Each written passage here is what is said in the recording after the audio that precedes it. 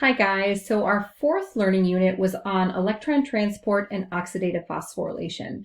So finishing this learning unit actually kind of culminates everything that we've been learning about fuel metabolism and about catabolic processes. So again, very carbohydrate focused, beginning with glucose being broken down in glycolysis, and then pyruvate going through pyruvate dehydrogenase in the citric acid cycle, and then finally taking all of that NADH and FADH2 that's generated in earlier processes, using that to synthesize a proton gradient that we can use to make ATP. So we've been talking about that process for a while now, but now we're finally getting into the details for how it happens. So we spent a good bit of time at the beginning of this learning unit just talking about the mitochondrion and what an important, not only organelle that it is, but actually, a historic bacteria. And so having its own DNA, sort of having a really unique history and story to its function.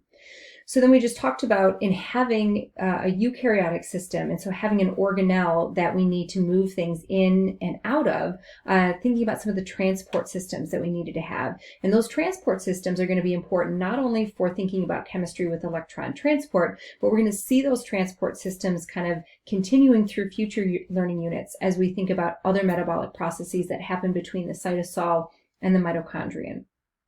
And so electron transport and oxidative phosphorylation is only the first thing that we're going to learn about that happens in the mitochondrion. So we went then on to discuss the four different complexes and then two mobile carriers that we have in the electron transport chain. And then we talked about coupling that to the fifth complex, or ATP synthase, that we use to synthesize ATP. So after we talked about the details about how all of those processes worked, we talked about ultimately how it's regulated and how there's a pH component to regulation. And at the very end, we kind of talked about how this has implications with disease and aging. And really one of the things I think you guys are going to see as this field moves forward is how much disease, how much metabolic dysfunction is related to malfunction in the mitochondria. So a really important organelle, and again, an organelle we're going to see carry out throughout the rest of our learning units in the course.